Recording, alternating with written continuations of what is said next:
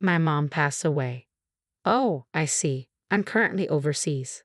That's what my husband, who's been away for work, blurted out over the phone upon hearing the news of my mother's sudden passing. Not only was he not planning to return home, but he was also embarking on an overseas trip. I was stunned, but what unfolded 3 days later was even more surreal. His own parents passed away, and I couldn't reach him. The grim reality of being unable to attend his parents' funeral due to his decisions would soon haunt him. I'm Nancy, a 54-year-old homemaker. Our son, 20, recently moved out, leaving just Thomas and me at home. Our relationship started through a matchmaking effort by my late father and his longtime friend. They thought it fitting since we were both working at the same company and seemed compatible. It felt almost like an arranged meeting. We discovered shared interests in music and travel and quickly grew close. With our parents' encouragement, we married swiftly, blessed with a child, and enjoyed a harmonious married life. When our child turned 10, my father passed away after battling illness. Aside from that, our lives were relatively peaceful. However, there was one aspect of parenting that troubled me deeply. As a homemaker, our livelihood depended on my husband's salary, for which I was grateful. Yet he often claimed he was too busy with work, staying late into the night and arriving home just before the last train, when he came home at all. Some nights, a brief text saying, "I'll stay at the company tonight," was all I received. Many of the meals I lovingly prepared went uneaten. I wished he would inform me earlier if he couldn't make it home, and I questioned whether he was truly that occupied. My husband worked at the same company where my father once did. Despite my father's frequent business trips, he always made it home by nightfall or stayed overnight at work. With mortgage payments, raising our child, and daily expenses weighing on us, I couldn't voice my discontent loudly, knowing all our income came from his efforts. But his work shouldn't have exempted him from household responsibilities or caring for our child. My frustration grew as he consistently prioritized time with friends on his days off. The only glimpse our son had of his father was waking up to find him asleep beside him in the morning. Once our son began to speak, I realized he saw his father not as a parent but as a distant figure always absent from home. It felt overwhelming, like I was shouldering the burden of raising our child alone. I had confided this to my father once, but he dismissed it, insisting, "Thomas is doing his best at our company. Don't criticize your husband." Must I always support him unquestioningly? My father staunchly believed in traditional gender roles.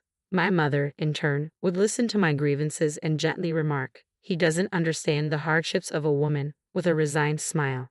After my father passed away, my mother's vitality faded, and I felt I couldn't burden her with my complaints about Thomas. Though she often complained about my father to me, deep down, she loved him. I had hoped to emulate my parents' loving household, but despite outward appearances, ours was different. In truth, I yearned for mutual respect. Before I knew it, a decade had passed in much the same routine. Even after our son grew up and moved out, our daily life remained largely unchanged. One day, I cautiously expressed my feelings to my husband, who rarely paid attention to household matters. "Listen, dear, now that our son is grown and living on his own, perhaps you don't need to work such long hours. I'd like you to come home earlier and spend more time here with us. We could tackle chores together, share meals." My intention was simply to encourage him to spend more time at home, but he took offense at the mention of chores and reacted with anger. "What do you think I'm working so hard for every day? And you don't even work. You expect me to come home exhausted and still do housework." With that, he yelled and slammed the front door as he stormed out of the house. The resounding slam echoed his deep frustration. At this rate, he might not return home for days. Though my heart ached deeply, my mind strangely stayed calm. Why is it like this? All I want is a harmonious life with my husband. Did I say something wrong? Could I have handled it better to avoid upsetting him? My mother, in similar situations, seemed to handle them with grace. What's different between her and me? As I pondered, tears began to trickle down my face without my realizing it. 4 days later, my husband returned home. I'm sorry, I apologized to him. I wasn't entirely sure what I was apologizing for. I didn't feel like I had done anything wrong, yet I always apologized, and he always forgave me. This had become our routine way of reconciling. "Yeah, whatever," he said, but our relationship clearly deteriorated after that. Or perhaps it was just my dissatisfaction. Until now, I had always assumed fault and acted submissive. But this time, I couldn't feel that way anymore. I found I couldn't respect my husband.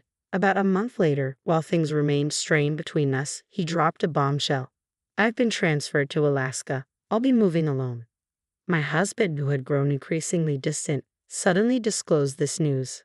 Alaska, it's so far away. It feels like our hearts are already that far apart. All right, understood. Please take care. That's all I could manage to say. He packed his bags and departed for Alaska.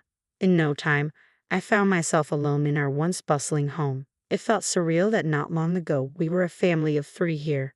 We had been married for nearly 30 years. I had soldiered on for our child's sake, but now that child was gone. Lately, it seemed divorces later in life weren't so uncommon. I wonder if we'll end up like one of those statistics. Just as I pondered this, my smartphone rang. It was my mother calling. Perhaps I could seek her advice on this matter. Perfect timing, I muttered as I picked up the phone.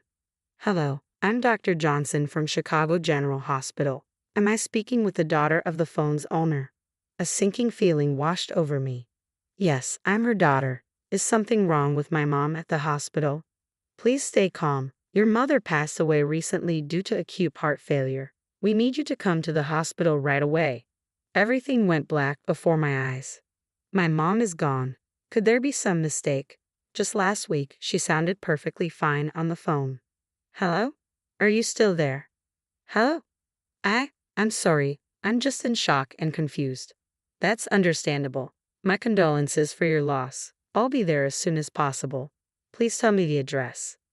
I rushed to the hospital. At the reception desk, I provided my name and was directed to her room. Upon seeing her lifeless form, there was no doubt it was my mother. Facing the reality, the weight of her absence settled in. Until I arrived at the hospital, part of me hoped it was a mistake, that maybe my mom had just misplaced her phone, and someone else had a heart issue. It all feels so sudden. I hadn't even had the chance to thank her properly for raising me. Could you give us some time alone? I asked, and the nurse kindly left the room. That's when I finally let myself break down and cry. After gathering myself, I began to make arrangements for the funeral.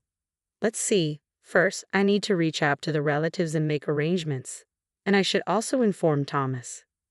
I dialed my husband Thomas's number. He answered with a distant tone, and as I explained the situation, he simply replied, I see. Not just I see. The funeral is happening soon. I need you here. He informed me he was about to embark on an overseas trip with colleagues, a statement that inadvertently drew a sharp response from me. He defended himself, citing his constant work and asserting the right to take time off. Deciding not to argue further, knowing it would lead to, who do you think provides for us? I contacted our son, and together we organized the funeral. Seeing I was struggling, our son offered to stay with me for a while, taking a break from college to lend support. As soon as the funeral concluded and I hoped for a moment of respite, a call came from my husband's brother. Tragically, my in-laws had been involved in a fatal car accident. Despite the successive family tragedies, I still couldn't reach my husband. Modern smartphones usually work overseas, but I can't get through to Dad, my son remarked. Depending on the country or his phone settings, he might not be able to receive calls. Deciding to try email instead, I wrote, he'll surely get in touch once he returns from his trip. A week passed with no reply. When my son checked with his office, they confirmed he was on paid leave but due back in 3 days. What country is he in? Has he not seen my emails? What about his parents? Suspicious that my husband might be with his mistress, I hired a private investigator. Within 3 days, I got the answer. He was indeed having an affair.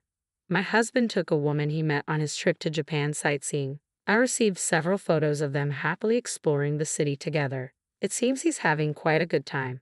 In his new assignment in Alaska, I questioned what I had been accommodating all this time. Was it concern for my hard-working husband? In reality, he's just a deceitful man who travels abroad for pleasure and engages in affairs. This might not be his first time.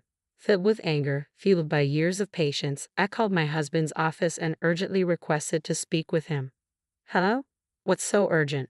I've asked you not to disturb me at work unless it's important.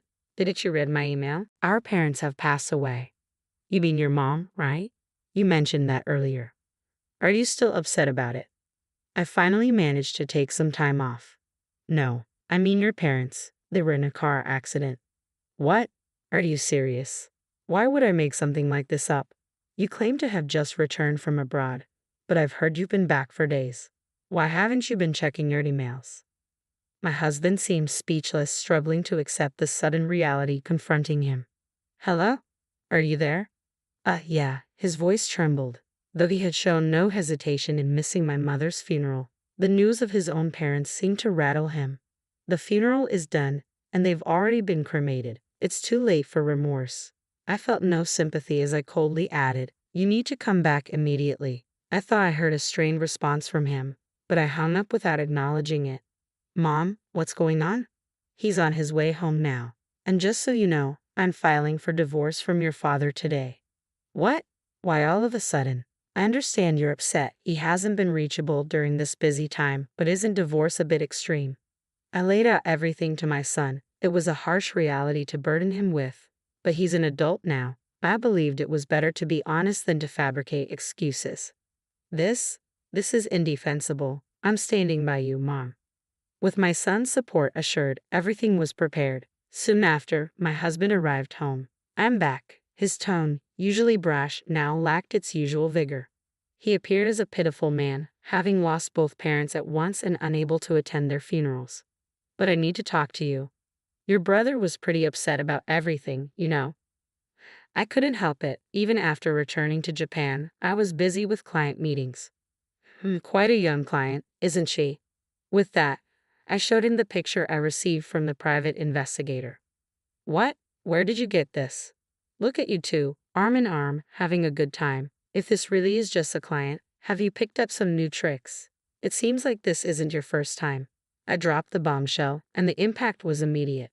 "So I've been caught," my husband admitted without hesitation. He must have realized there was no point in trying to deny it.